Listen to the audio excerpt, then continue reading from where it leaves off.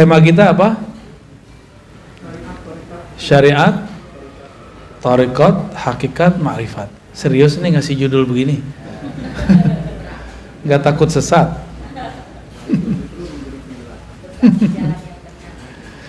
Baik, syariat, thariqat. Ada apa ini? Ada mic baru nggak?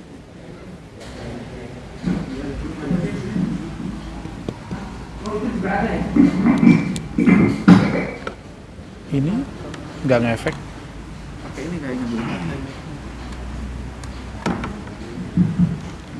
Nah, itu ya. Oke, begini aja ya. Baik, Bapak Ibu yang berkahi Allah, biar nggak gantung di sini, Pak. Nggak enak, rasanya enak. Nabi SAW tidak pernah menyebut pembagian-pembagian begini secara eksplisit seperti ilmu-ilmu yang lain. Sebagaimana tidak ada pembagian hadis sahih, hasan, dhaif. Sebagaimana tidak ada pembagian usul fikih menjadi fikih, tidak ada pembagian ilmu tafsir. Semua pembagian itu tidak ada. Ya. Siapa yang membagi ini? Para ulama. Karena Nabi itu datang satu paket.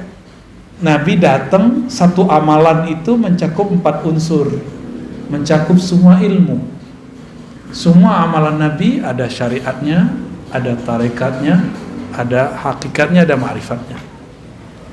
Jadi jangan sampai lagi ada pertanyaan konyol mengatakan, emang ada syariat, tarekat, hakikat, ma'rifat di zaman Nabi? Nah, itu pertanyaan konyol itu. Nanti kalau dibalik gimana? Emang ada hadis sahih, hasan, dhaif di zaman Nabi? Kan nggak ada. Jadi jangan bertanya yang konyol-konyol, sok kritis tapi nggak pakai data, sok kritis tapi nggak rasional. Lalu bagaimana kalau mau nanya? Kalau kita mau mengkritisi sesuatu, kuasai dulu yang mau dikritisi itu apa. Inilah pesan berat yang dulu diturunkan oleh Imam Abu Hamid Al-Ghazali yang wafat tahun 505 Hijriah. Sekarang 1434 ya. Apa kata beliau? Kalau engkau mau mengkritisi sesuatu, memuji sesuatu, maka kuasai dulu sesuatu itu apa. Dan ini beliau lakukan sendiri. Imam Al-Ghazali ketika hendak mengkritisi filsafat, dia pelajari 2 tahun, lalu dia review selama 1 tahun. Jadi 2 tambah, dan dia menulis dalam masa itu. Belajar, dia ulang, petakan, dia review, kemudian dia tulis 3 tahun genap. Jadi Imam Ghazali baru kemudian mempublikasikan kritiknya terhadap filsafat setelah 3 tahun mendalami filsafat.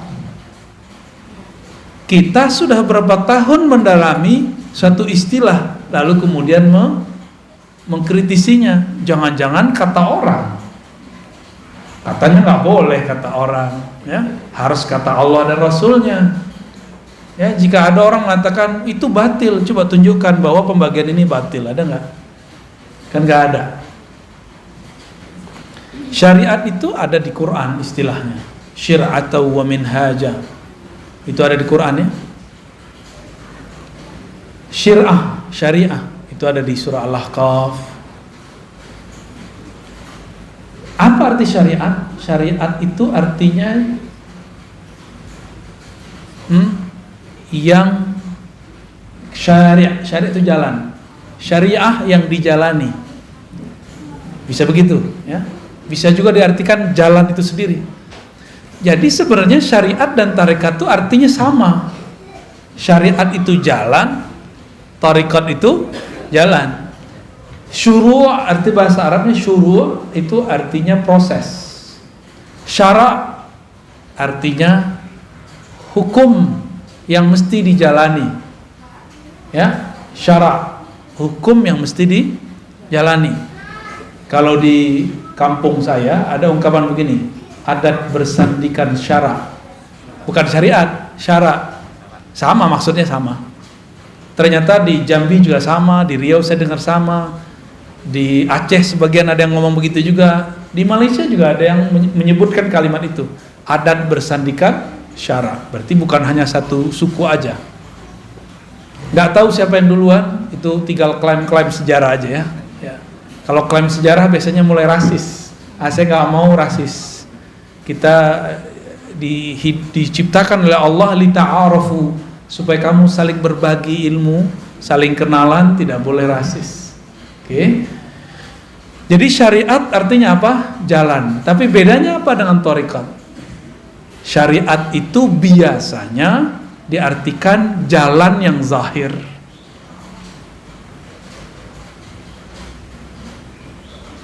Kaedah-kaedahnya ada pada syariat. Nah, saya menerjemahkannya lebih eksplisit. Syariat itu adalah hukum-hukum Allah yang ditetapkan dengan dalil-dalil yang umum ataupun terperinci. Ya. Lalu bagaimana cara melaksanakannya? Namanya thariqat. Jadi kawan saya, dia nggak suka zikir Ratibul Haddad, Ratibul Attas. Tahu Ratibul Haddad? Ya, tahu ya? Ratibul Attas tahu? Atos tahu nggak Atos? Atos orang Sunda apa arti Atos? Sudah. Ratibul Atos bukan ratib sudah-sudahan. Itu nama imamnya, Al-Imam Al-Habib Al-Attas. Tapi dia punya zikir pagi sore, di-download di smartphone-nya, dan juga dia punya di perpusnya buku kecil. Di dalam Al-Quran surah Al-Ahzab ayat 41 ada perintah, ya ayyuhalladzina amanu zkurullaha dzikran katsira. Al-Ahzab ayat 41. Oke. Wahai orang beriman, ingatlah Allah sebanyak-banyaknya. Itu syariat, hukum syariat. Tekniknya gimana? Kata kawan, bid'ah tuh pakai Ratibul Haddad, Ratibul Attas. Tapi dia ngeluarin buku baru, zikir pagi dan sore yang sahih. Itu juga namanya thariqat baru. Thariqat tergantung siapa namanya. Kalau yang nulis ini namanya Dodo, Eduardo, berarti thariqatnya thariqat Dodowiyah. Kalau ente mancung, thariqat Al-Mancungiyah. Jelek amat nama thariqat ya. Ya. Dulu almarhum Haji Maksum misalnya punya wiridan yang dia kerjakan pagi dan sore. Maka thariqat yang dia tinggalkan boleh disebut dengan Al-Maksumiyah. Gitu. Maka penamaan zikir itu biasa. Ya, boleh-boleh aja. Ya. Kenapa enggak disebut dengan zikir Nabi aja? Ya kan Nabi zikirnya banyak. Saya punya kitab zikir Nabi hampir 10 yang pakai ilmu hadis, dan kalau di luar ilmu hadis banyak, puluhan. Yang ilmu hadis saja pakai riwayat, itu udah pusing kita bacanya. Ini yang mana mau diamalkan duluan? Karena kita bingung, banyak dalil zaman dulu. Boleh meramu obat. Saya mau tanya nih, Bapak Ibu ini, kalau sakit boleh nggak meramu sendiri obat, masuk ke ruang apotek terus ramu-ramu sendiri? Lo kan nggak boleh taklid, katanya nggak boleh taklid ke dokter juga nggak boleh dong. Kenapa percaya sama dokter? Taklid sama apoteker juga nggak boleh seharusnya. Kalau kita boleh bilang nggak boleh taklid. Taklid artinya apa? Ikut tanpa tahu kenapa hakikat sesuatu itu ada. Ikut tanpa mengetahui dalil. Kenapa obat kalau batuk ini A, B, C, D? Disebutkan nggak sama dokter? Disebutkan nggak sama apoteker? Enggak. Terus kenapa percaya-percaya aja? Kenapa itu boleh, sedangkan dalam agama nggak boleh? Gitu. Yang mengerti dalil ulama atau orang awam? Ulama. Berarti kalau nanya dalil ke siapa? Kalau kita nanya dalil ke ulama, itu sudah sama kayak kita mau taklid, tapi menaik pangkat jadi ittiba. Nah, kembali yang tadi. Bagaimana teknik berzikir itu masuk ke thariqat. Mana perintahnya zikir, masuknya ke syariat. Jadi beda syariat sama thariqat apa? Syariat itu dalilnya, thariqat itu caranya. Mudah toh? Ada perintah, shollu kama ra'aitumuni usolli. Salatlah kamu seperti kamu melihat aku salat. Ada yang lihat Nabi nggak? Ada yang lihat Nabi? Mimpi aja. Mimpi aja nggak jelas ya. Kalaupun mimpi bukan Nabi lagi sholat kan? Terus kalau kita disuruh sholat melihat Nabi, kita ini nggak ada yang lihat Nabi. Terus gimana caranya? Nah, kalau ada syariat, thariqat, cara ngamalin, ada lagi cara yang lain. Namanya mazhab. Mazhab itu cara mengamalkan dalil yang zahir. Thariqat itu cara mengamalkan dalil yang tersirat. Jadi mazhab mengamalkan yang tersurat, thariqat mengamalkan yang Udah tahu perbedaannya? Oke. Terus gimana? Kata kawan, tidak boleh ikut mazhab. Ya, tidak usah ikut Syafi'i, langsung aja ke Nabi. Kalau Syafi'i berbeda dengan Nabi, kita ikut Nabi. Konyol nggak? Imam Syafi'i bisa beda sama Nabi. Terus ente gimana nasibnya? Kalau Imam Syafi'i yang jarak beliau dengan Nabi cuma 2 orang, bisa berbeda dengan Nabi, terus nasib antum apa? Yang jarak dengan Nabi 14 abad, 1400-an tahun. Mikir-mikir kalau mau ngomong ya. Tapi ada yang lebih dahsyat lagi. Kalau sahabat berbeda dengan Nabi, kita ikut Nabi. Jadi dia adu-adu sahabat sama Nabi. Ini orang lebih berbahaya daripada Syiah, lebih berbahaya dari Khawarij, lebih berbahaya dari Mu'tazilah. Karena yang mengadu-adu sahabat dan Nabi itu kelompok Syiah, kelompok Mu'tazilah, kelompok Khawarij. Kelompok Syiah bilang para sahabat pengkhianat, merampok, mencuri, mengambil pemerintahan yang Nabi wariskan kepada anaknya, mantunya, lalu diambil oleh mereka. Maka mereka benci ke Abu Bakar, ke Umar, Utsman. Saya nggak tahu Syiah yang di Bandung begitu apa enggak. Kali ada Syiah Al-Bandungi, dia masih cinta sama Abu Bakar, kan kita nggak tahu. Siapa tahu kan beda, namanya doang yang sama. Kalau sama, wah berarti dia bisa saudaraan sama kita. Tapi kalau mereka menghujat sahabat, ya saya hello aja ya. Nggak bisa, kita nggak bisa bersahabat. Ente aja nggak bisa bersahabat sama sahabat Rasul, gimana bersahabat sama kita? Gitu, ya. Ada orang ngomong begitu, bener nggak? Kalau imam mazhab, Imam Syafi'i beda sama Nabi, kita ikut Nabi. Jadi dia pernah berpikir, bersuuzon ke imam. Kalau Nabi, imam ini berbeda sama Nabi. Imam ini buat ajaran baru. Jadi yang dia pikirkan mazhab itu agama buatan imam.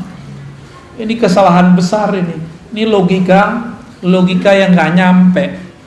Buat definisi tapi nggak nyampe. Dan saya sering ketemu dan udah sering contohkan. Mereka ngomong nggak usah ikut Syafi'i, langsung aja ke Sahih Bukhari. Masih ingat? Masih ada nggak orang begitu? Masih ada. Padahal kita udah ngaji kemana-mana, kita ulang-ulang ini. Tanda dia kalau ngeritik kita nggak pernah dengerin video kita. Ya, Imam Bukhari murid dari muridnya Imam Syafi'i.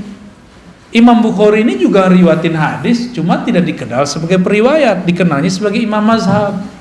Imam Syafi'i, kebalik. Imam Syafi'i dikenal sebagai imam mazhab, padahal juga meriwayatkan hadis.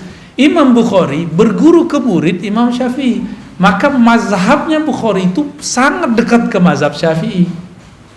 Kalau Imam Subuki positif masukkan, Imam Bukhari mazhabnya Syafi'i. Udah positif belum masukkan. Karena pas kita presentasi kan, ajaran Imam Bukhari hampir dekat dengan mazhab Syafi'i. Lebih tua mana Imam Syafi'i, Imam Bukhari? Lebih dekat mana ke Nabi, Imam Bukhari atau Imam Syafi'i? Jadi kalau kita ikut salaf, lebih orisinal mana, ikut Syafi'i atau Bukhari? Tuh, itu namanya mazhab. Mazhab ini berkembang, tapi di samping kirinya ada thariqat juga berkembang. Dulu ada namanya Imam Hasan Al-Basri. Imam Hasan Al-Basri punya murid namanya Habib Al-Ujaimi. Ada muridnya Daud At-Tai. Daud At-Tai punya murid Ma'ruf Al-Kharqi, Sarri Sabti. Lalu Imam Junaid Al-Baghdadi. Maka dulu disebut thariqat Junaidiyah. Apa nama thariqatnya? Junaidiyah. Tapi thariqatnya lebur, banyak cabangnya. Cabangnya ada thariqat Naqsyabandi, ada Qadiriyah, ada Khalwatiyah, ada Suhrawardiyah, ada macam-macam nama thariqat, pecahan daripada Imam Junaid.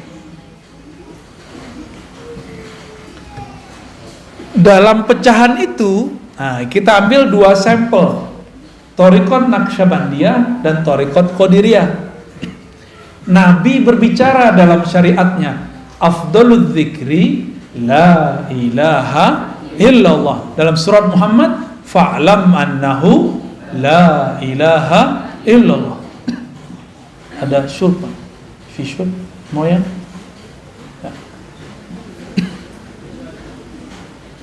Air al-maksum, ada nggak? Pakai bahasa Arab gak paham, Anda bilang Moya al-maksum. Maaf merepotkan ya. Gak usah pakai gelas, duduk gini aja. Duduk gini aja. Oke. Bismillah.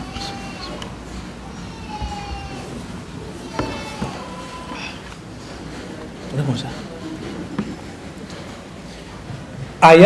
Ayat ini syariat nih. Fa'lam annahu la ilaha illallah, surat Muhammad ayat 19. Ada dalil dari hadis, afdaludz dzikri la ilaha illallah. Zikir yang paling nikmat, paling lezat, paling afdal, paling bermutu, paling jitu, itu adalah la ilaha illallah. Terus caranya gimana? Coba antum baca la ilaha illallah. Biasa aja kan? Coba baca la ilaha illallah. Ada yang tahu. Ketahuan tuh kalau sudah berarti udah ngambil thariqat udah tuh. Tapi kalau la ilaha illallah, itu belum tuh. Saya tahu dari suara aja kita ngerti. Apalagi kadang-kadang kalau sudah dihentakkan ke dalam kolbu ini kan bercahaya kalau disebut nama Allah. Itu terasa tuh cahayanya, gitu. Dan memancar di wajah. Ada wajah keasikan. Karena afdaluz zikri, zikir paling enak, paling nikmat la ilaha illallah. Kalau orang Sunda, makanan paling enaknya apa? Karedo. Bener Pak? Tempe. Santri deh nih ya, Batagor apalagi. Ini yang ngomong orang Padang. Tadi orang Sunda yang ngomong. Kayaknya yang lebih sohor orang Sunda nih. Bener, karedok. Oke. Karedok kalau cara buatnya ditonton di YouTube, buat sendiri, beda gak dengan emak-emak kita yang dulu buat? Beda. Kenapa beda? Suka enak aja. Thariqatnya, tekniknya. Maka thariqah itu teknik. Beda warung, beda rasa, bener. Bahan sama. Bahannya apa aja? Pusing. Tuh. Kalau saya makan keredok saya nggak nanya. Yang penting enak, gitu. Teh yang penting buatnya enak. Tipe-tipe murid begitu. Ada murid mau tinggal jadi aja. Udah Pak Kiai, Pak Ustadz, ajengan, ajarin zikir. Udah pusing. Tapi kalau sang guru tahu, la ilaha nafi illallah isbat, diambil dari pusar, dibawa ke kayak gitu caranya. Itu cara ngaduk kalimah dalam kolbu. Ya, kalau salah aduk jadi nggak tuh barang? Nggak jadi. Kelebihan gosong, kurang nggak mateng, nggak enak. Sama. Jadi kalau kita nih zikir, coba sendiri hasil lihat YouTube. Ya beda kalau ketemu. Ya beda. Abis makan di tempat orang jual karedok yang enak di Bandung, kita nggak belajar cara buatnya. Besok balik kita nggak belajar nih, kita cobain di rumah dengan cara yang lama. Rasanya beda nggak? Oke. Tapi kita datang ke kokinya, ajarin dong, diajarin sama dia tekniknya. Kita cobain di rumah, rasanya sama atau beda? Tetap beda. Tetap beda. Zikir depan guru nikmat, karena disuapin sama beliau. Cobain di rumah, tekniknya udah dikasih nih. Istighfar, tawasul, apalagi? Oh semuanya lengkap deh. Nih bahannya kamu cobain sendiri di rumah. Kita cobain. Kok ambar ya? Kenapa? Karena kita belum terlatih. Sang guru napas dia udah begitu.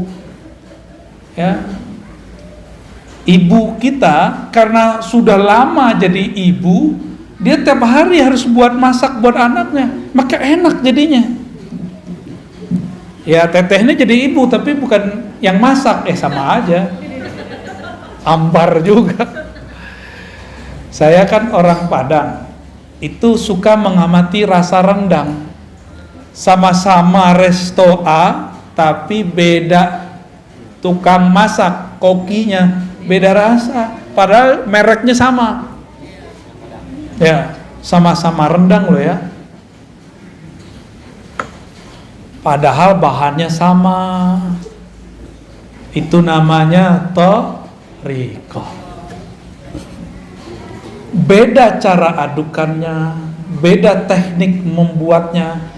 Masukin daging ke dalam santan aja itu ada timingnya. Bener? Emang begitu. Sama. Kadang guru nih nafsu punya murid, belum saatnya dimasukkan daging kalimatullah ke dalam kolbu murid, udah dikasih aja. Namanya obral zikir. Janganlah diobral zikir. Ini kalimah thayyibah, ini kalimah mahal. Afdalul zikri la ilaha illallah. Pelan-pelan. Kecuali si murid udah lama zikir, udah lama berguru dan direstui oleh gurunya, baru kita kasih. Walaupun sekali bertemu boleh. Cuma baru kemarin sore hijrahnya udah minta talqin aja ya. Kan orang kebanyakan pengen begitu. Tunggu dulu ya.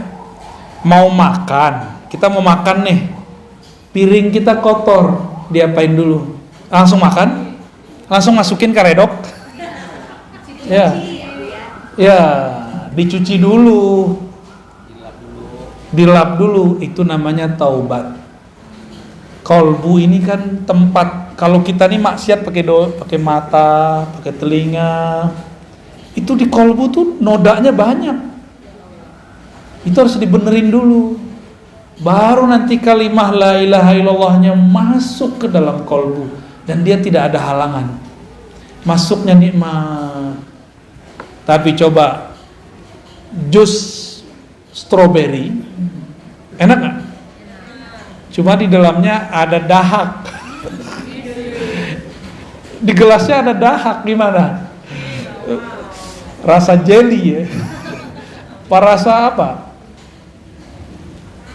Dawet ayu. Warnanya berubah. Mau?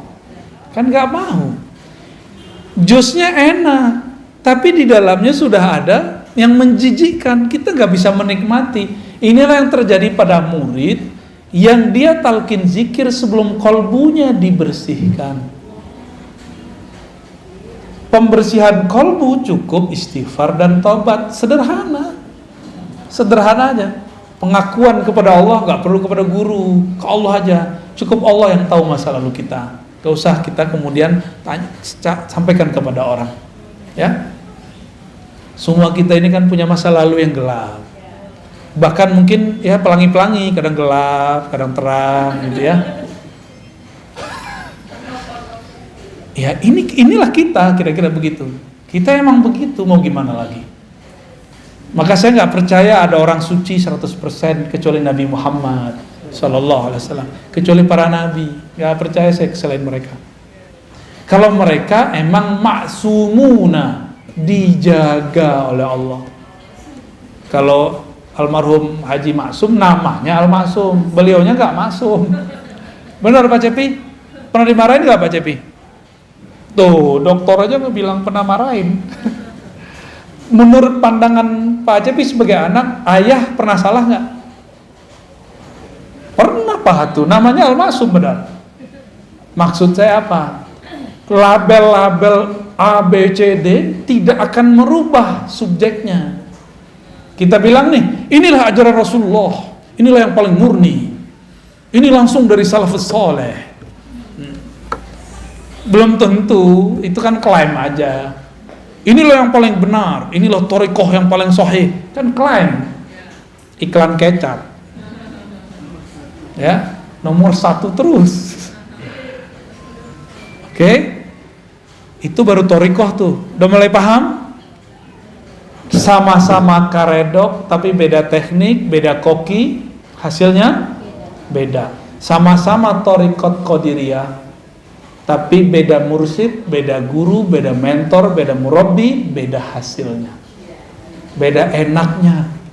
Dan jangan salahkan para salik, para penikmat ini, dia sedang memburu restoran ruhani, namanya Naqsyabandiyah.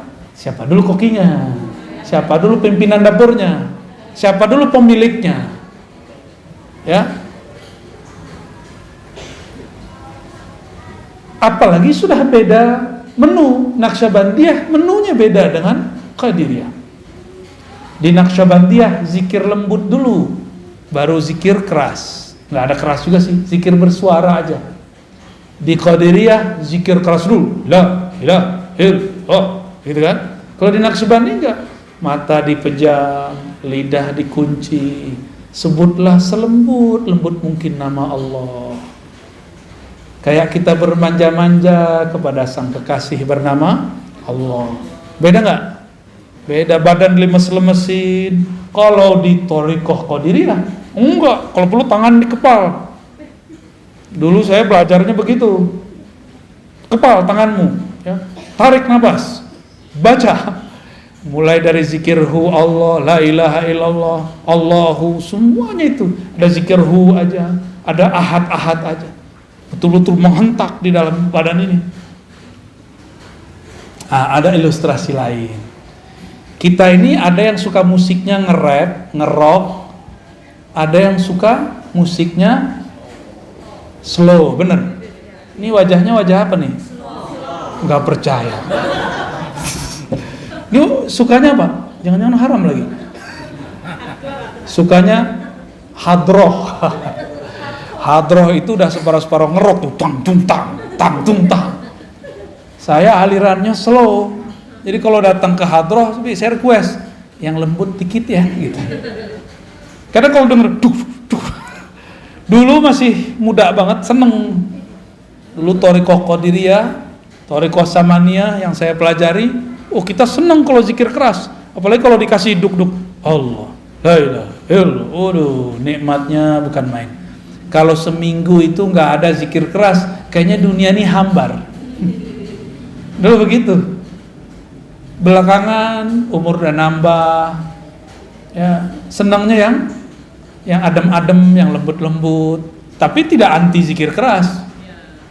Memahami zikir keras ini beda gitu. Cari senangnya yang lembut-lembut. Datanglah Syekh Ahmad Khatib As-Sambasi yang hijrah ke Makkah. Dia belajar 2 thariqah, Naqsyabandiyah, Qadiriyah. Dia gabunglah satu paket. Zikir keras dulu, habis itu lembut. Ya boleh-boleh juga sih. Makanya kalau datang ke pusat-pusat tarekat di Bandung, di Tasik, di Garut, mau jalurnya yang manapun, kalau di Tasik kan sudah masyhur tuh, Abah Anom, Suryalaya, macam-macam. Di sini ternyata juga ada TKN tapi beda jalur. Metodenya sama. Keras dulu, baru lembut. Kenapa? Karena memang sudah satu menu. Ya. Cuma kenapa yang ini enak, terkenal, yang itu tidak? Kenapa? Sama kayak rumah makan, yang ini terkenal, yang itu tidak. Padahal bukan rasa, menunya sama. Rasanya beda. Jadi lidah ini nyari rasa. Kalau makanannya fisik, maka lidahnya lidah fisik. Kalau kolbu fisik atau non fisik, maka yang dia sedang cari menu-menu makanan non fisik. Oleh karena itu ulama kita mengatakan zikrullah qutul qulub. Zikrullah itu adalah nutrisi makanan kolbu. Ya. Zikrullah makanan kolbu. Saya mau tanya, mau nggak tiap hari dikasih karedok teh? Bapak Ibu, mau nggak tiap hari dikasih apa biasanya? Nasi liwet. Mau nggak tiap hari dikasih nasi liwet? Enak juga. Lama-lama tensinya naik, kolesterolnya naik, lidahnya tiba-tiba jadi asin. Mau nggak tiap hari? Bosan. Oleh karena itu, kolbu ini juga ada kebosanan. Innallaha la yamallu hatta tamallu. Allah itu tidaklah akan bosan selama-lamanya sampai kamu bosan. Maka teknik la ilaha illallah pun ada macam-macamnya. Ada teknik A, ada teknik B, ada teknik C. Zikir keras itu tekniknya beda dengan lembut. Dalam keras itu juga ada beberapa teknik. Bosen. Inilah masalah thariqat. Ini masalah thariqat, ini saya sampaikan nih. Kok thariqat zikirnya 2 aja, la ilaha illallah ma Allah. Padahal zikir banyak. Berarti ada yang belum sempurna dalam thariqat itu. Kurikulumnya kurang lengkap. Ya. Bakal bosen nanti kalau cuma zikir la ilaha illallah doang. Selama-lamanya zikir keras mulu, bosen. Maka harus ada zikir lain. Ada zikir subhanallah, ada alhamdulillah, ada Allahu akbar, ada la haula wala quwwata illa billah, ada hasbunallah wa ni'mal wakil. Ada suluknya masing-masing. Ada suluk subhanallah, ada suluk alhamdulillah, ada suluk Allahu akbar, la haula wala. Semuanya ada suluknya.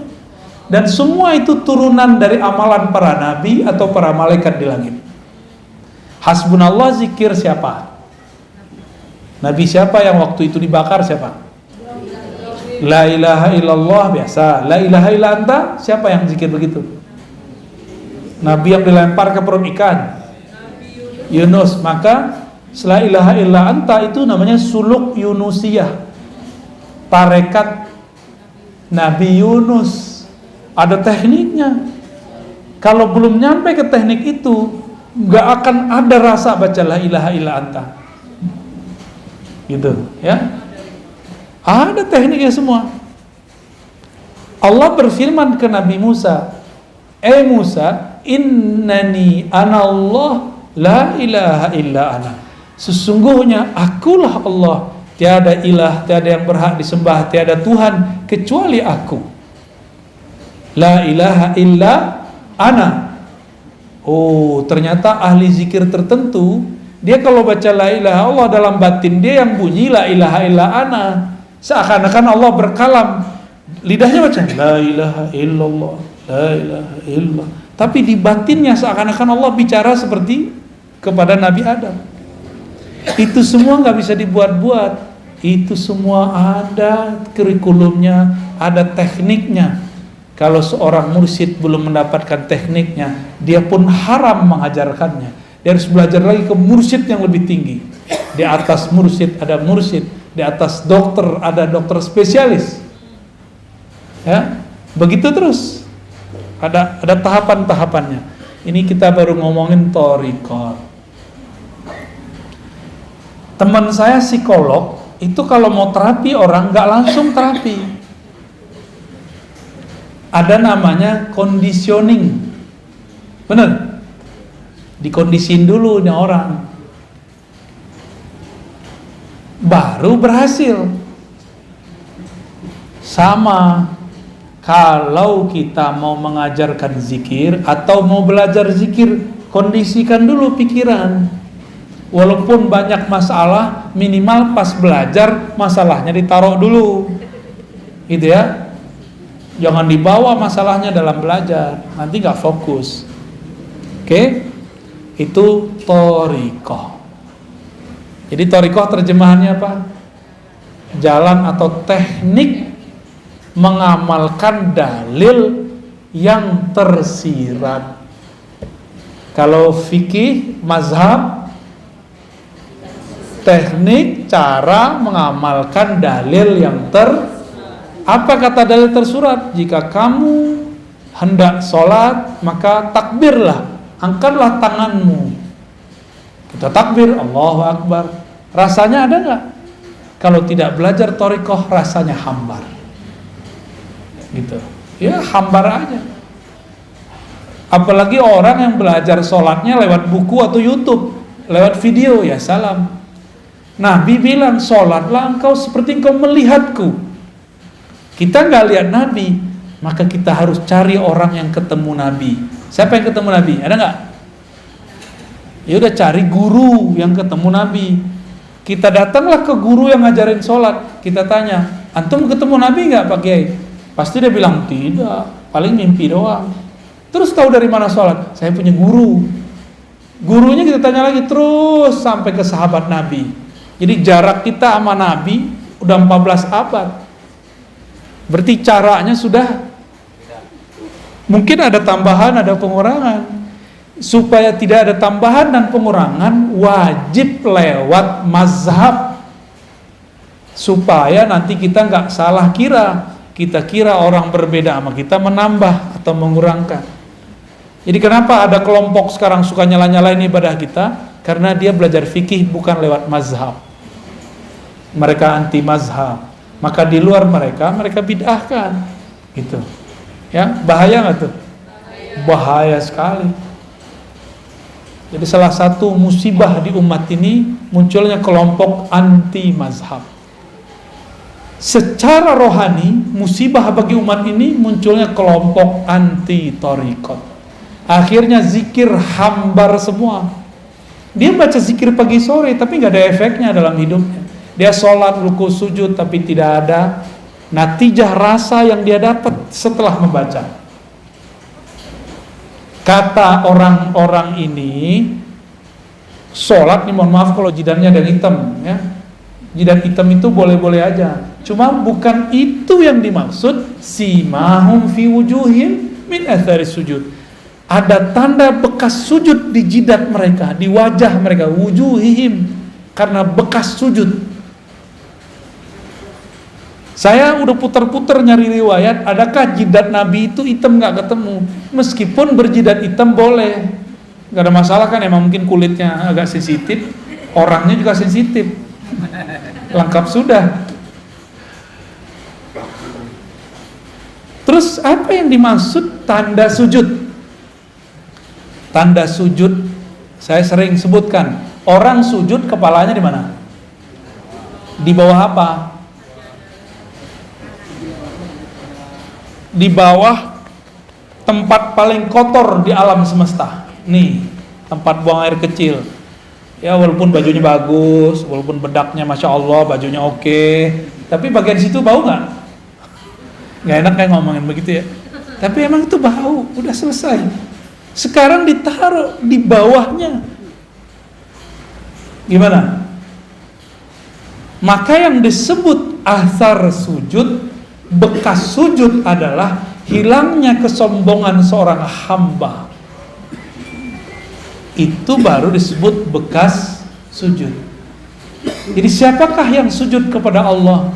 Orang yang sudah melepaskan kesombongannya, egonya, merasa sok pinter, sok alimnya, sok solehnya, sok merasa paling benernya, dia buang sudah.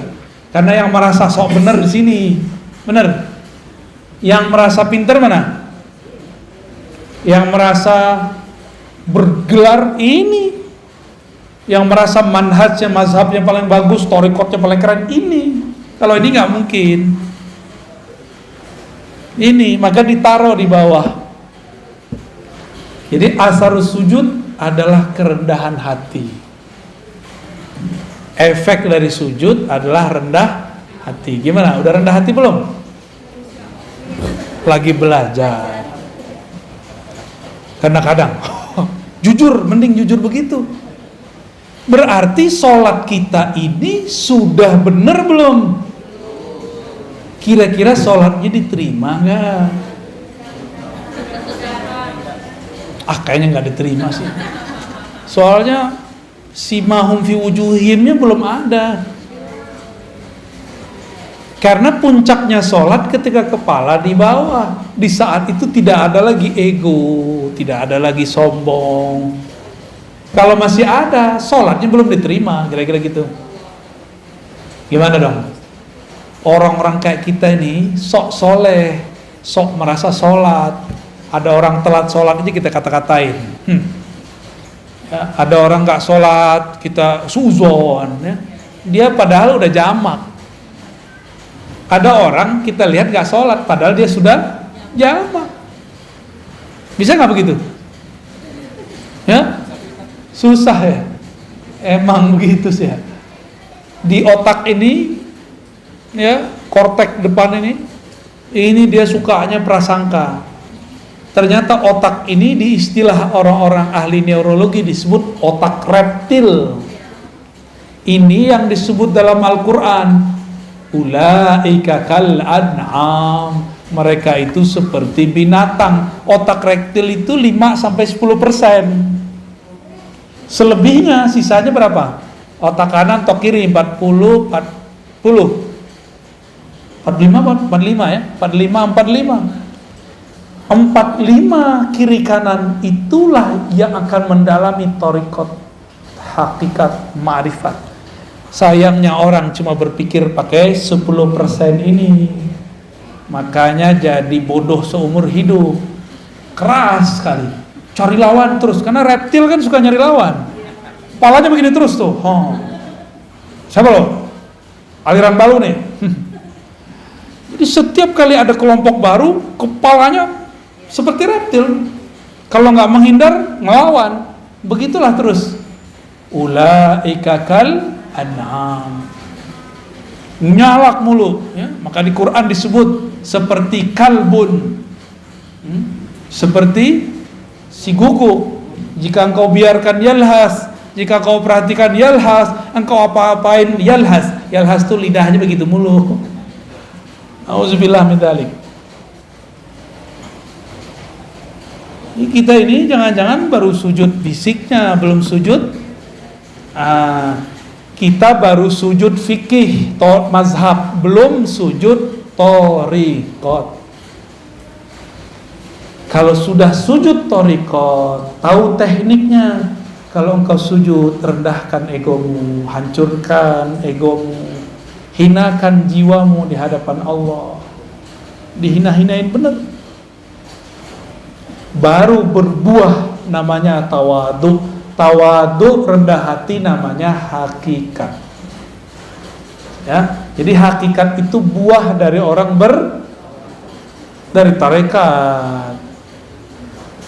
Zikir, ala bidzikrillah tatmainnul qulub. Ketahuilah hanya dengan menyebut nama Allah hati jadi tenang. Cara nyebutnya gimana? Ada cara nyebutnya. Gimana cara nyebutnya? Nama ala bizikrillah, hanya dengan nyebut nama Allah. Nama Allah siapa? Ya Allah. Gampang tuh? Bismillah. Gimana cara nyebutnya? Allah. Gitu cara nyebutnya? Enggak. Ada tekniknya. Ya. Itu yang mahal. Ya, harus pakai talqin.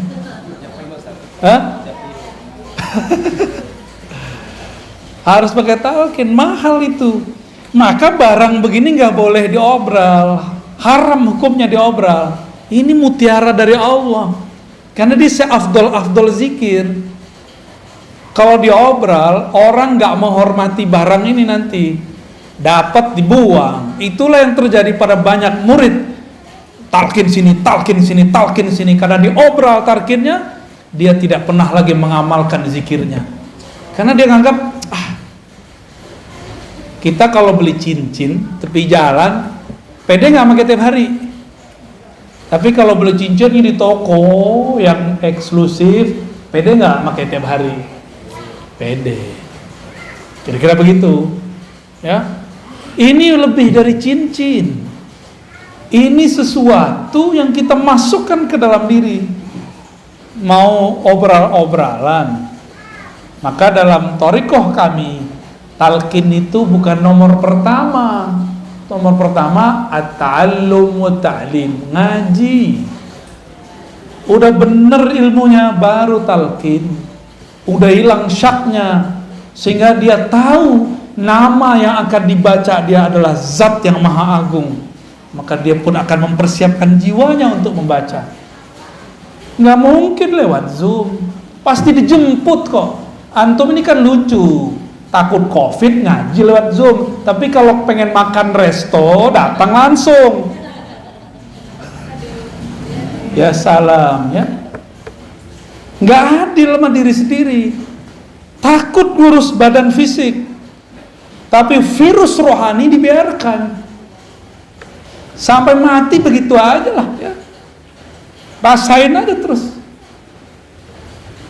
Nggak ada perkembangan dalam batin kita. Nggak adil. Innallaha yuhibbul muqsitin. Allah senang sama orang yang adil, yang proporsional, jelas. Lagi pengen makan redok ya, datang ngantri lagi, masuknya pakai masker, pas makan mungkin nih ditutup nih, mam bisa nggak? Kan nggak bisa.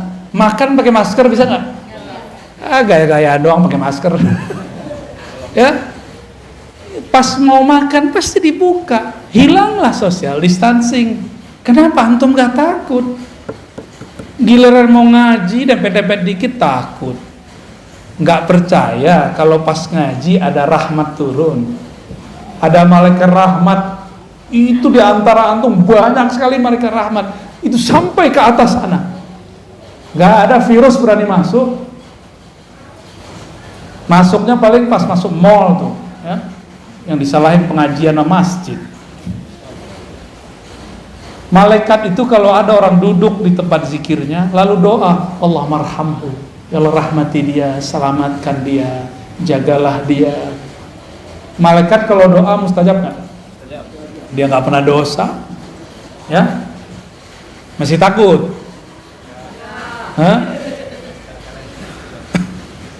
Nggak takabur loh ya, nggak boleh takabur, tapi insya Allah, ya, yang adil sama diri. Ini bukan nyinggung yang nonton online sama Zoom ini. Kalau yang karena jarak kita maklumi. Ini masih di kota Bandung. Ya, saya aja datang dari Jakarta, masa antum di sini Zoom, gaya bener.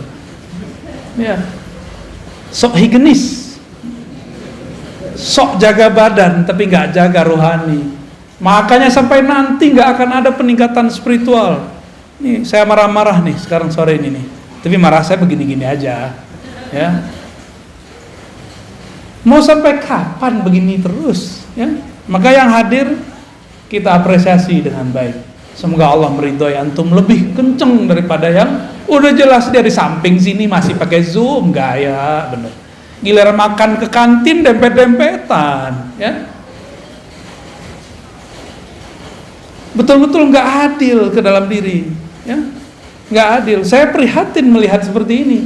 Kalau mau protokol kesehatan lengkap, prokes-prokesan yang adil semuanya, ya, semuanya rapi. Siap-siap hidup merana. Udah divaksin juga, ya. Terus untuk apa dong kita divaksin, ya? Protes ya, tuh, ya. Pak pemerintah, semua orang udah bosen. Orang udah bosen semua.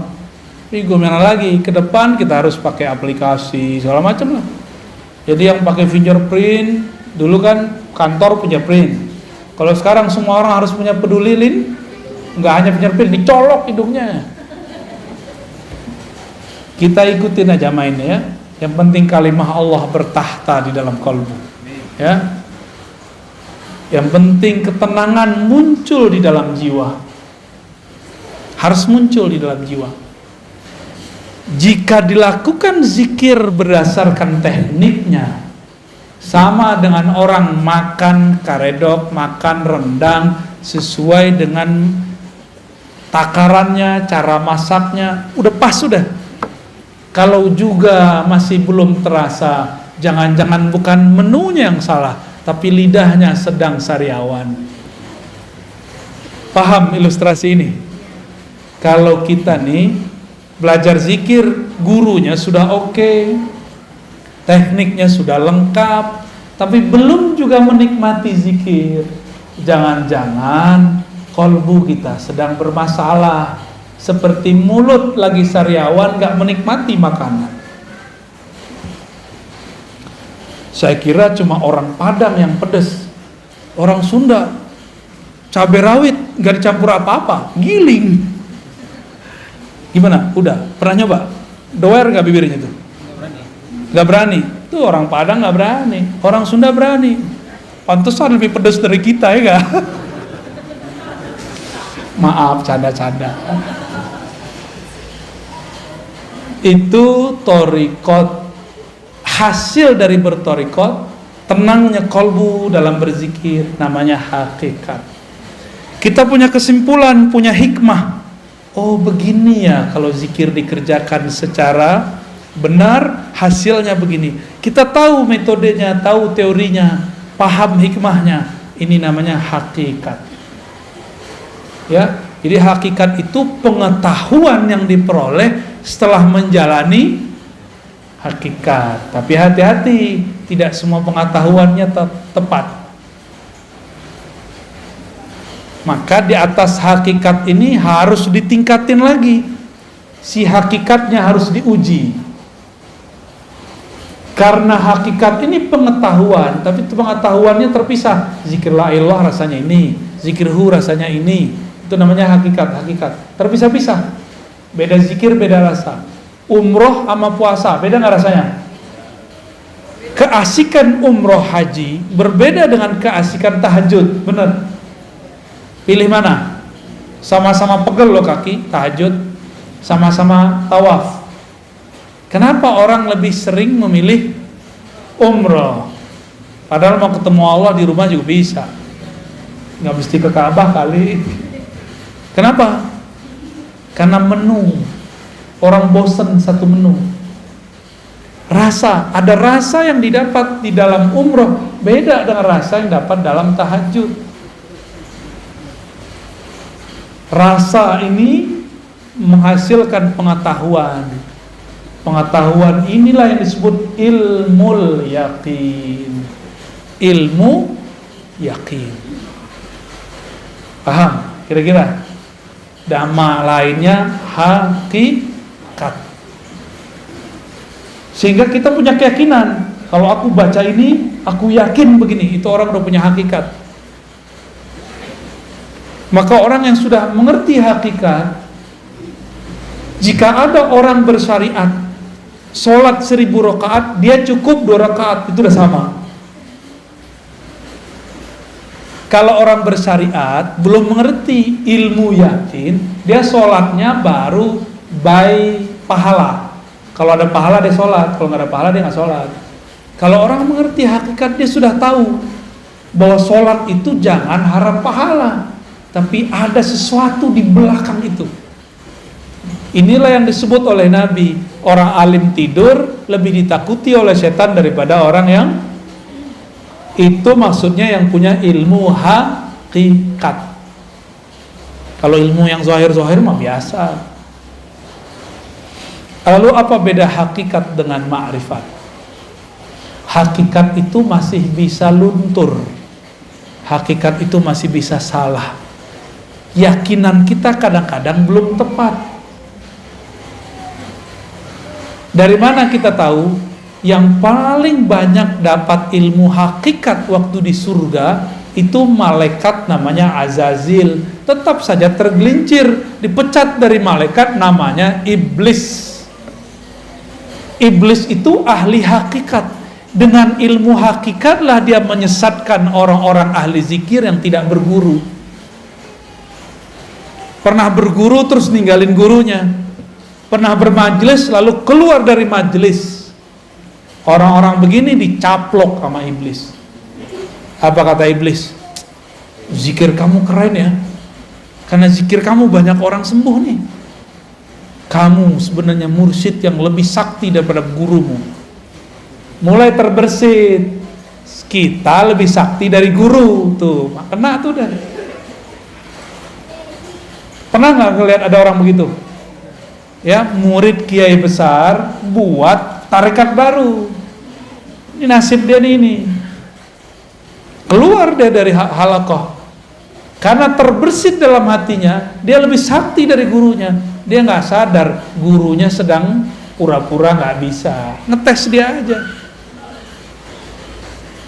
Guru pura-pura nggak bisa ngeruqyah, nggak bisa. Oh, saya nggak bisa doain air, pura-pura aja. Bukan berarti dia nggak bisa. Dia nguji antum itu. Ngerasa sakti nggak melebihi guru. Banyak yang terpedaya di situ. Apalagi urusannya udah ketemu pulus, ya. Apalagi urusannya udah ketemu pengikut. Orang merasa pengikut itu aset dia. Waduh, gawat. Banyak orang tergelincir pada bab ini. Banyak sekali. Oleh karena itu, orang sudah bertarekat dapat hakikat, masih bisa tergelincir. Contohnya Barsisah. Contohnya Musailamah Al-Kazzab. Itu Musailamah kan dulu ikut nulis wahyu. Musailamah ikut nulis wahyu, Bang. Khidmah ke Rasulullah. Maka kita berdoa orang-orang yang berkhidmah untuk agama ini, untuk kita tidak membelot di akhir nanti. Amin. Ya, ini bahaya benar. Kenapa? Si Musailamah ini melihat harian Nabi. Dia mikir, Nabi mah biasa aja orangnya. Kita begini, dia begini. Kita begitu, dia begitu. Akhirnya dalam pikiran apa? Nabi ini orang biasa kayak. Kejadianlah sekali, ada penulis wahyu selain Musailamah. Nabi turun ayat kepada Nabi. Tapi Nabi gak bacakan semua. Nabi masih tertegun, keasikan membaca ayat. Si penulis wahyu ini diizinkan Allah terbuka tarbir rohaninya. Dia dengar Jibril baca ayat. Surat Al-Mu'minun itu tentang penciptaan alam, penciptaan tubuh kita. Fatabarakallahu ahsanul khaliqin. Dengar dia. Terus dia konfirmasi ke Nabi, ya Rasulullah, lanjutan ayatnya ini bukan. Saya barusan dengar ada Jibril baca. Kata Nabi, benar.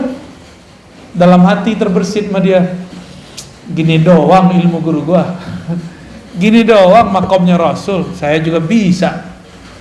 Maka orang ini jadi nabi palsu. Kalau murid jadi mursyid palsu. Buat tarekat palsu. Karena dia merasa dia bisa mengakses apa yang diakses gurunya. Dia kira gurunya cetek ya. Ini sering terjadi di semua halaqah, di semua thariqah ya. Maka untuk selamat hanya satu bab, harus masuk pintu ma'rifatullah. Apa itu ma'rifatullah? Disebut ma'rifatul Muhammadiyah, mengenal hakikat Nabi Muhammad sallallahu alaihi. Dalilnya apa? Qul in kuntum tuhibbunallah fattabi'uni. Katakan jika engkau cinta Allah maka ikuti aku sang Muhammad. Maka dia harus ikut ma'rifat Nabi Muhammad sallallahu alaihi wasallam. Nabi ketika sholatnya banyak, beliau gak bilang supaya kalian selamat. Nabi bilang, aku ingin bersyukur kepada Allah. Nabi ketika dapat wahyu gak bilang, gua doang yang bisa dengar, lu gak gitu. Kalian gak bisa. Gak ada Nabi kesombongan begitu, gak ada.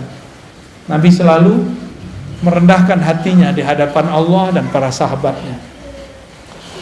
Yang dimaksud al-haqiqah al-Muhammadiyah, itulah kemurnian akhlak Nabi Muhammad sallallahu alaihi wasallam, yang berakhlak dalam hakikatnya, dalam bertorikotnya, dalam bersyariatnya. Itulah yang dapat ma'rifat.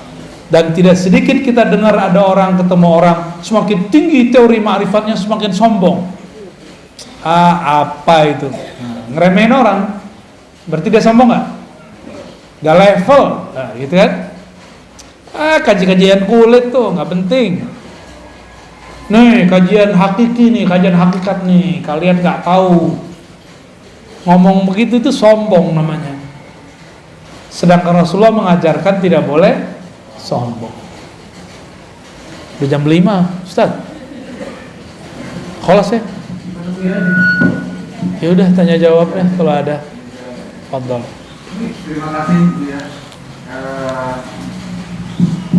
Mana dari Bapak atau Ibu-ibu saya nggak bisa lihat. Dari Bapak-bapak dulu barangkali ada yang perlu sampaikan. Dari Zoom ada 2, tapi sebelum dari Zoom, dari yang hadir dulu mungkin silakan. Ustaz, ada ibu-ibu yang nanya. Mangga kami nanti sorotkeun. Assalamualaikum warahmatullahi wabarakatuh. Abia mau bertanya tentang masalah contoh. Sampai sekarang saya masih bukan ragu ya, masih bingung. Karena dalam satu sisi ada yang mengatakan bahwa kita itu bertorikot harus sama orang yang masih hidup. Mursyidnya itu harus masih hidup. Sementara yang lainnya bilang, oh tidak usah, yang sudah meninggal juga tidak masalah. Yang begini yang mana Abu ya? Begitu. Okay. Assalamualaikum. Kalau kita ini belum mandiri, guru wafat, maka sebaiknya punya mursyid yang masih hidup, yang dapat ijazah dari mursyid itu atau dari mursyid yang lain.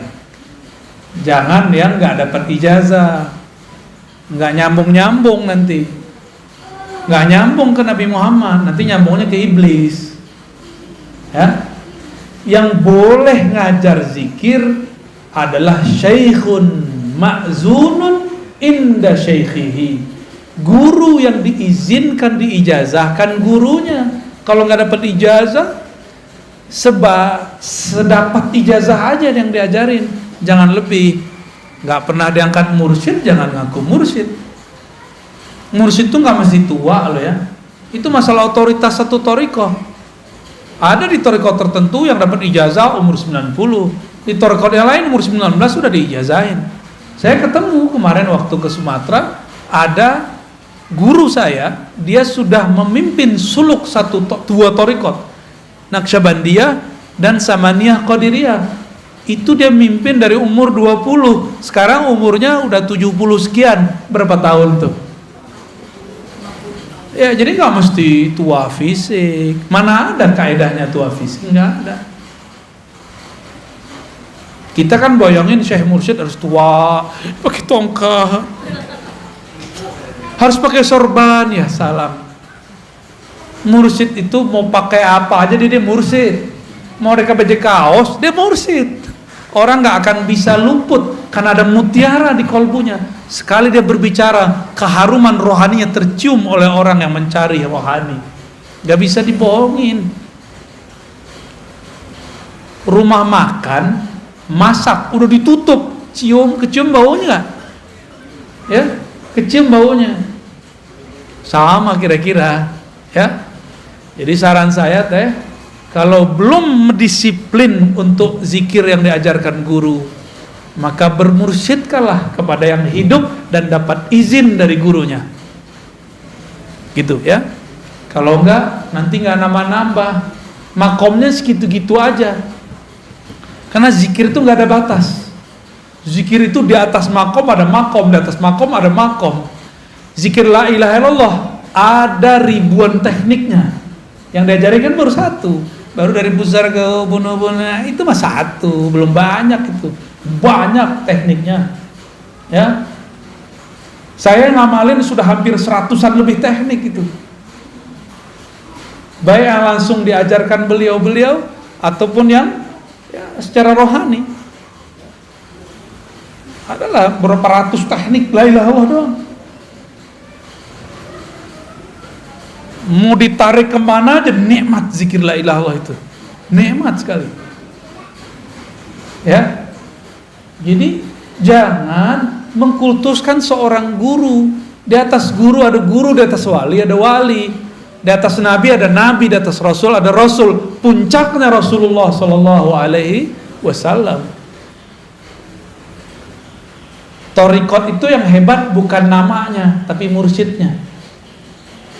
Ya, oh thariqat A lebih bagus, enggak. Yang bagus tuh mursyidnya. Karena banyak juga yang thariqatnya sama, nggak berkualitas orangnya.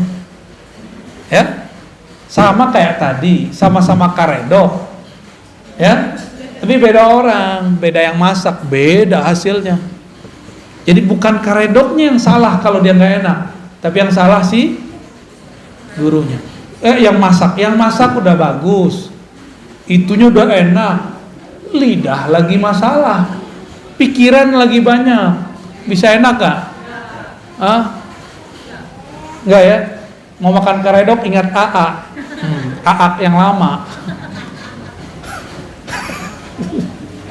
Baik, terjawab ya? Terjawab? Oke. Alhamdulillah. Ada 4, tapi saya kira yang tentang thariqat juga ada 2 pertanyaan, tapi saya kira sudah terjawab dengan kalimat terakhir. Dan tentang thariqat yang benar saya kira yang tadi Buya sampaikan. Kemudian tentang sekarang di akhir Desember, 22 Desember kemarin tentang Hari Ibu, karena itu keputusan di mereka sehingga itu dianggap sebagai tasawuf jika kita mengikutinya. Bagaimana itu tentang Hari Ibu? Hari Ibu itu apa definisinya? Nggak tahu juga. Jangan-jangan mengharamkan sesuatu yang nggak tahu, ya kan? Saya mau tanya dulu orang yang mengharamkan mengucapkan selamat Hari Ibu. Saya pengen tahu nih, ini serius nanya loh, apa yang dimaksud Hari Ibu? Sehingga kita mengharamkan yang jelas, jangan yang nggak jelas. Kalaupun kita menghalalkannya, kita menghalalkan yang jelas, bukan menghalalkan yang abu-abu. Coba definisinya apa? Yang pakar nasionalis nih. Hah? Ini kan kampus, masa nggak ada yang tahu? Nyelekit ya. Apa Hari Ibu, Ustaz? Nggak tahu. Ya udah, berarti nggak usah jawab boleh dan nggak boleh, berarti kita nggak ngerti, ya kan? Oh ini menyerupai Nasrani, menyerupai Nasrani.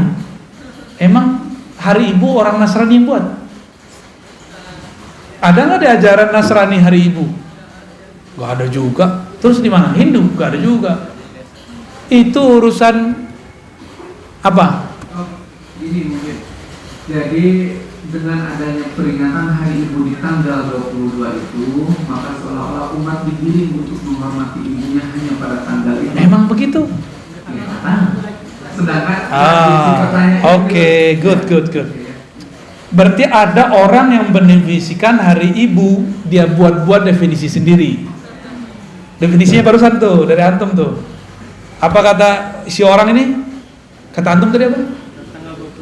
Tanggal 22 Seolah-olah menghormati ibu hanya pada tanggal itu sehingga umat tergiring untuk ke situ di hari Oke, lain. sekarang kita tanya sama yang menetapkan hari ibu tanggal 22. Apakah begitu maksud dia? Enggak, coba buka sendiri kan udah ada googling. Terus selama ini Google nggak dipakai, cuma nonton yang nggak jelas. Cobalah, aneh pura-pura nggak tahu kok tadi ya. Emang begitu definisi hari ibu. Giliran belajar agama pakai Google, yang begini aja yang cetek aja nggak pakai Google. Gaptek namanya, itu punya fatwa al-Gaptekiyah. Fatwa mazhab Gaptek. Tanya dong sama orangnya. Apa maksud mereka hari ibu? Apakah cuma hari ibu menghormati ibu? Memang begitu yang membuat kebijakan buat? Enggak kok, kita aja suuzon. Jadi kita buat definisi sendiri, terus kita haram-haramin. Sama kayak orang mau posting video, buat sendiri videonya, rekam sendiri, posting sendiri, like sendiri, puji-puji sendiri, wow keren. Ya salam. Ini zaman benar-benar bahlul bener ini. Buat definisi sendiri, terus haram-haramkan sendiri, terus marah-marah sendiri, terus ajak umat untuk marah-marah. Gak begitu kalau kita mau berfatwa. Fatwa itu ada ilmunya. Gak boleh fatwa pakai nafsu. Fatwa itu pakai ilmu. Sebelum berfatwa wajib memetakan masalah yang difatwakan. Selesai memetakannya, baru kita bilang ini yang masalah di sini, yang itu tidak masalah, atau ini masalah semua. Harus sama dulu persepsinya.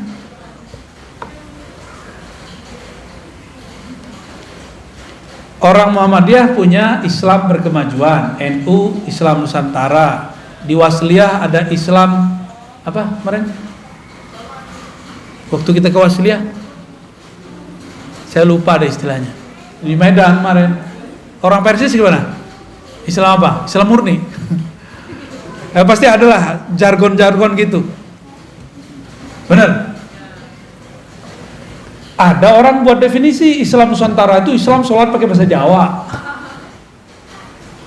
Ntar kalau yang benci Muhammadiyah, Islam berkemajuan, nanti sholatnya pakai bahasa Inggris. Maju. Emang begitu? Saya buat definisi sendiri, terus saya salah-salahin orang.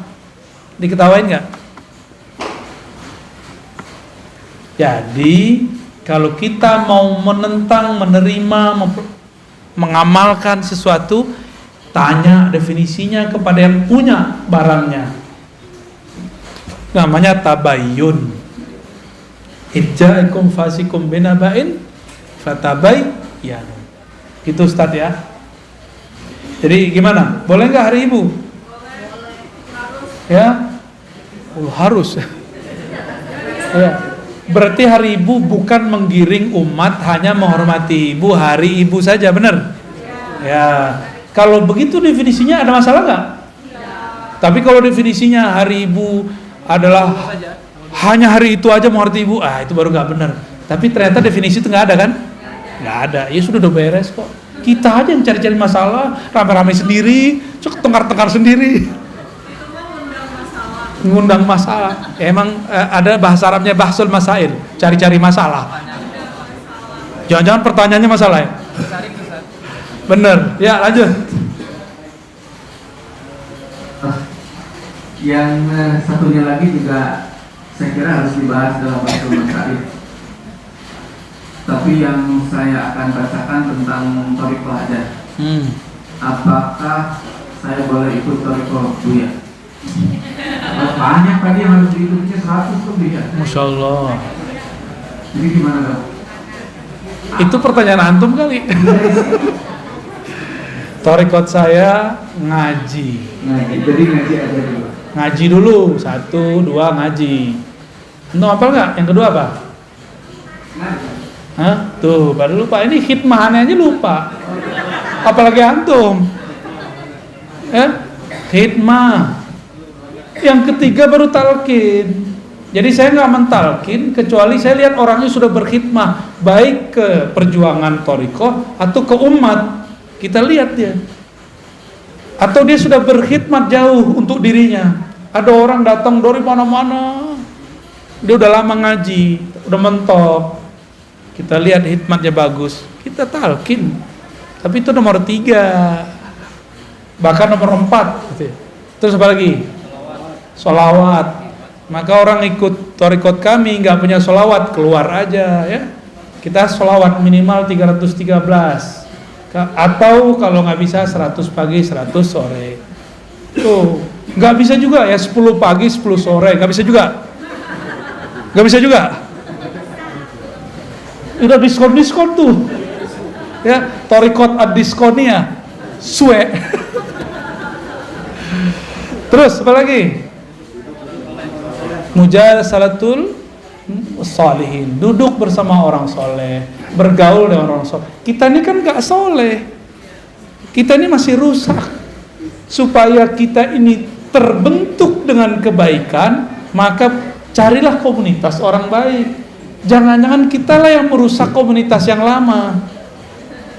Ya, jangan bilang tuh komunitas itu jahat tuh, aku kalau di sana pasti rusak. Kita yang merusak mereka. Nih teman saya nih ada mantan nih. Kalau dia nggak ada, kata temannya nggak ada lo nggak ada rame, nggak ada dia nggak mabuk orang.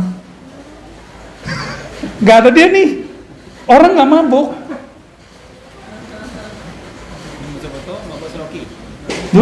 Lebih itu mah cetek sama dia. Orang kalau mabuk masih ngomong-ngomong, kata itu mah cetek. Bagi dia udah hilang. Serius itu. Serius itu. Jadi kitalah yang menyebabkan orang rusak. Karena muka kita ini muka syahwat, ya kan? Muka bejat lah muka kita ini. Saya ngomong ke dalam diri saya sendiri. Bahwa di dalam diri ini ada kebejatan, ada kenakalan. Saya ngomong begini bukan untuk antum saja, untuk diri saya sendiri. Karena gejolak itu masih ada dalam diri saya. Karena wajar umur masih belum terlalu tua. Masih muda dong. Iya, masih seger lah. Gejolaknya kuat. Lebih berat saya kali daripada antum. Saya ketemu banyak orang, macam-macam warna kulit, macam-macam, pusing kita. Tapi kalau karena di dalam ini jorok mikirnya. Kalau dalamnya bening jadinya. Kalau dalamnya oke, keluarnya oke. Ya. Jadi tuduhlah, katakan ke dalam diri, wahai jiwaku yang penuh dengan kemunafikan, jangan engkau tuduh orang lain munafik. Itu sebabnya kita perlu berkumpul dengan orang-orang soleh. Orang soleh bukan soleh pakaian. Pakaian tidak pasti. Soleh dalam artian solihun, yang sesuai lahir dan batinnya. Itu bahasa Arab. Soleh itu sesuai, lahir batinnya sesuai. Ya, baik. Apa thariqat terakhirnya apa? Hah? Salamatus sadr, gak nyimpan dendam, benci, suuzon, buruk sangka kepada orang lain. Bisa nggak? Hah? Ada tekniknya. Ya, apa lagi masih ada? Adab. Ya. Susah kalau sendiri, kalau berguru gampang. Ya. Ajari aku. Ya, itu kurikulumnya itu. Ada 7, ya. Ada 7. Dari situlah kita kemudian bergerak. Ya, sekarang marhalahnya baru 2, 1, 2, 3, 4 ini muter-muter. Ya. Ta'lim, ta'lum, khidmat, talqin, udah. Ini masih yang concern. Jadi kenapa orang thariqat masih busuk-busuk hati? Karena dia nggak nyampe ke salamatus sadr, cuma zikir-zikir doang. Zikir kalau belum istighfar, tambah banyak zikirnya, tambah besar dendam dan sombongnya. Jadi harus ada zikir pembersih, ada zikir menaikkan makom. Kalau belum dibersihkan dengan istighfar dan tobat, udah zikir la ilallah, ya kan naikin makom. Dia naik, nodanya juga naik. Tubuh pohon ini berkembang, benalunya nggak dipotong, tambah gede pohon, tambah gede juga si benalunya. Maka carilah guru yang bisa membersihkan parasit dalam diri kita. Parasit itu ya menjalar dalam jiwa. Semua kita itu sama. Ya. Mungkin nggak mursyid punya penyakit hati, mungkin, tapi dia tahu cara ngobatinnya. Kalau antum dikit aja nggak tahu caranya. Ya. Kira-kira begitu ya. Oke, pertanyaan terakhir. Ya. Apa ada lagi?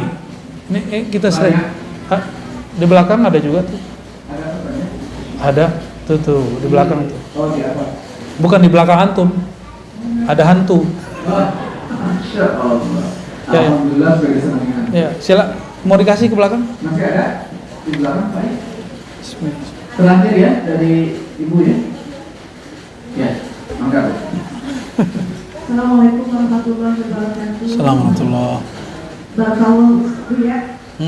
Saya termasuk yang selalu menyimak ceramah Ustaz di YouTube. Karena hantar Pak Ustaz. Torikot YouTube ya. Tapi sekarang jangan ya, udah langsung. Alhamdulillah. Ini saya mau bertanya Ustaz. Apakah seseorang bisa ma'rifatullah tanpa tahu nama ruhnya? Saya tahu itu dari YouTube, dari penelitian Ustaz. Dan apakah yang boleh mengenal nama ruhnya itu hanya orang-orang tertentu saja, atau siapa saja boleh tahu? Baik, Terima baik. kasih Ustaz, kalau bisa saya mau. Ini dosisnya ada dosis 1000 ini. Oke.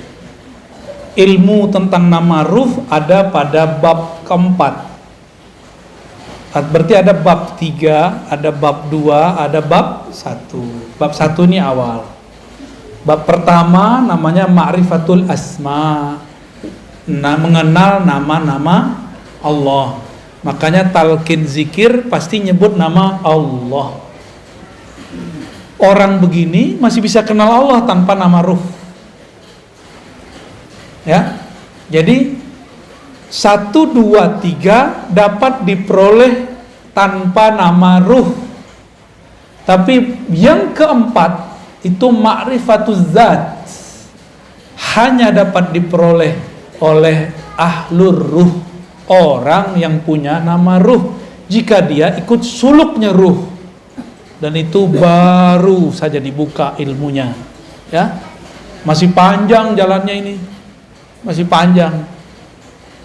Sekarang yang ada torikot itu 3 yang pertama, yang 4 belum. Belajar ma'rifatul asma, itu nomor 2. Bab kedua, nomor pertama. Nomor bab kedua, ma'rifatul af'al, mengenal perbuatan-perbuatan Allah, cara kerja Allah. Dan yang ketiga, ma'rifatus sifat, mengenal sifat. Sampai nomor 3 itu tidak perlu mengenal, tidak wajib mengenal nama ruh. Bisa semua. Ya, nanti Allah kasih sendiri, mungkin potongan depan namanya. Allah yang ngasih tahu. Atau dia mimpi ketemu Rasul kasih nama dia. Saya ketemu beberapa mursyid yang dia sampai dikasih nama oleh Rasulullah. Tapi biasanya cuma depannya aja. Nama itu ada rangkaian-rangkaian namanya. Karena nama itu diambil dari karakter Nur Muhammad yang memancar dari Ahmad. Warna, ini cahaya ada warnanya nggak? Kita bilang ini cahaya terang, perih di mata atau teduh? Cahaya ini perih, benar. Maka kita sebut cahaya ini perih, cahaya ini tajam. Itu nama dia, nama cahayanya. Tapi menerangkan nggak? Oh, cahaya ini walaupun tajam, dia menerangi ruangan. Itu nama berikutnya. Maka satu cahaya bisa banyak nama. Nah, Ahlul ruh itu ngasih nama cahaya itu. Nama itu sebenarnya sudah ada sebelum kita lahir. Sebelum kita ke alam ini, kita sudah ada belum? Sudah.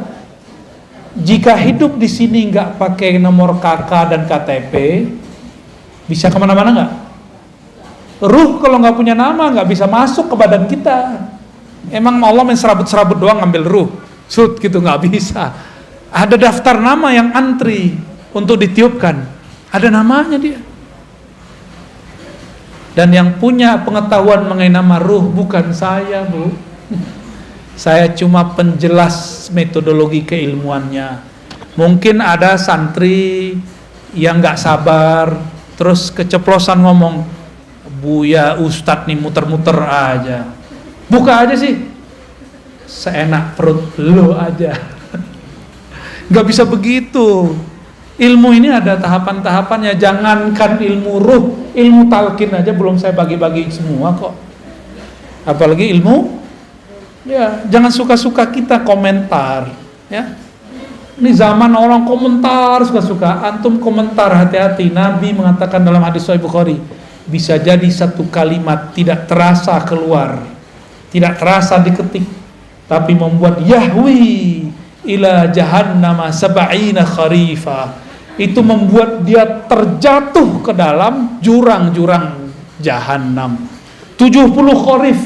Saya nggak tahu terjemahan yang pas tuh kharif itu. Selapa lamanya orang udah mati dari kemarin, dia belum nyampe-nyampe juga. Ada munafik mau dilempar oleh Allah di masa Rasulullah. Itu dia sampai sekarang belum nyampe itu ke bawah. Karena kalimah itu. Sok dalamnya itu sab'ina kharifan, 70 kharif. Dalam kayak palung Mariana kalau di laut tuh. Dalamnya bukan main. Hati-hati komentar. Ya, saya nggak pernah biasanya menghiraukan orang berkomentar, tapi kalau dikomentar tentang nama ruh, ini agak sedikit kita tandain. Ya, hati-hati ente. Ya. Hati-hati gitu aja. Nabi Musa ingkar dikit aja diputus sama Nabi Khidir. Padahal itu sudah buat kontrak itu. Kita bukan nabi, main ingkar-ingkar aja. Siap-siap diputus dari ilmu ruh. Ilmu ruh itu ilmu paling mahal. Paling mahal itu. Sabar-sabar Bu ya. Sabar-sabar. Nanti kalau ada komunikasi dengan teman-teman riba, daftar aja nama ruh. Kalau beruntung kita ketemu ahli yang ngasih nama ruh, kita mintain namanya. Ya. Ada nama ruh, tenang aja ya. Tapi itu kelas 4 itu. Sekarang belajar zikir torikot yang ada aja dulu ya. Amalin aja yang ada. Aduh, pertanyaannya udah berat nih, Tat. Padahal kita ngaji baru berapa bulan nih. Sekali sebulan lagi ya. Pertanyaannya soal. Iya. Udah cukup? Saya kira gimana Soal? Cukup ya? Oke. Baik. Boleh. Baik, kami masih ada acara lagi. Mohon maaf tidak bisa sampai maghrib di sini. Dan seperti biasa salamannya dengan hati aja ya, bil qulub. Gak usah juga dokumentasi lah, gak usah lah. Cukup di hati aja ya. Semoga tidak mengurangi kehikmatan kita bergaul bersama, bermujalasah, duduk bersama. Bapak Ibu yang bukan Allah, terutama sahibul bait ya, Dr. Cepi dan tim, semoga antum yang buat kegiatan ini diberkahi oleh Allah. Semoga dijaga selalu oleh Allah ya. Dan beliau yang mendirikan ini, Allah berikan kenyamanan, kebahagiaan, cahaya di alam sana. Amin ya rabbal alamin. Bagi kita yang hadir, jangan berhenti. Ruh itu tidak pernah puas mempelajari nama Allah, sifat Allah, hafal Allah, dan rahasia-rahasia Allah. Selamat penasaran. Assalamualaikum warahmatullahi wabarakatuh. Warahmatullahi wabarakatuh. Terima kasih Buya. Semoga diberikan keberkahan selalu. Terima kasih Bapak Ibu yang hadir di Yayasan Al-Nasr Bandung.